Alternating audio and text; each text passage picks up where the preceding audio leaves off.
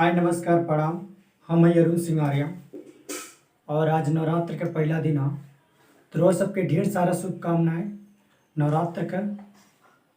और जहाँ भी बानी रोज सब खुश रही और माई से विनती करब कि रोज सब के ज़्यादा खुशी मिले और नवरात्र के आनंद ली और माई के भजन कीर्तन करी। तो आज ये नवरात्र की खुशी पे आज रोज सबके बीच में एगो बहुत ही सुंदर गीत माई के कुछ गुनगुनावे के मन कैला सा और बहुत ही पारंपरिक गीत भाई हमने के माता बहन लोग गावे ली जा। और आज रोज सबके बीच में ये गीत के हम प्रस्तुत करत हैं अपना मुखारबिंद से। और अगर वो सब हमारा चैनल पे नया बानी तो प्लीज़ चैनल के सब्सक्राइब करी, लाइक करी और मीठा मीठा कमेंट करी और अपना दोस्त में भाई में जरूर शेयर करी। ये भाई के सपोर्ट करी और प्यार दुलार अपना बरसाएं। त्या एगो माई के सुंदर गीत रोज सबके बीच में सुनावे जाता नहीं। आशा करब कि रोज सबके बहुत ही अच्छा लगी। त्या एगो भक्त माई के दरबार में गइल बा और माई से एगो विनती करता और बुलावता कौना भाव में कैसे कहता। सोना के पटरिया तयाइल बहो निमिये पझुलुआ टांगाइल बहो। सोना के पटरिया तयाइल बहो निमिये पझुलुआ टांगाइल बहो। तू आई के हजूरी लगावा हो कवना बने बाड़ुए कोइला रमैया के जगावा हो।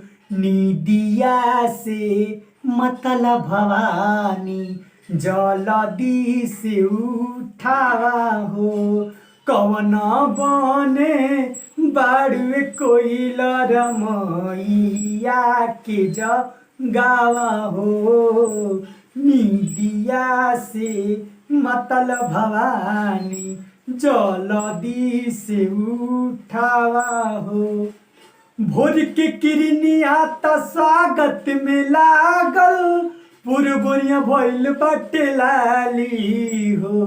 देवता गगनवा से फूल बरसावे बोले जय जयकार से रवाली हो। भोर के किरनिया त स्वागत में लागल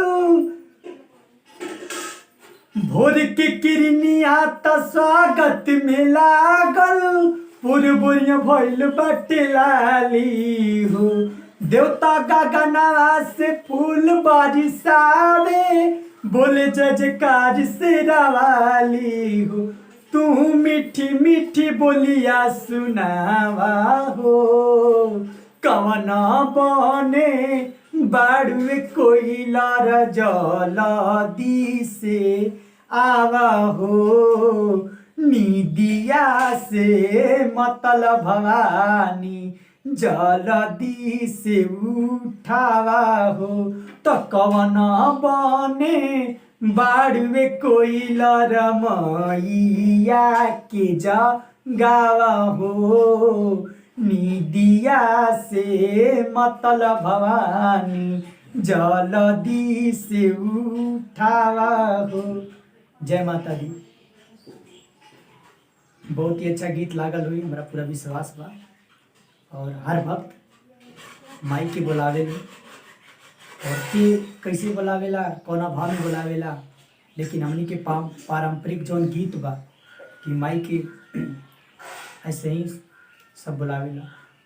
तो फिर मिलेंगे अगला वीडियो में एगो सुंदर भजन के साथ एगो सुंदर गीत के साथ। तब तक के लिए नमस्कार, धन्यवाद।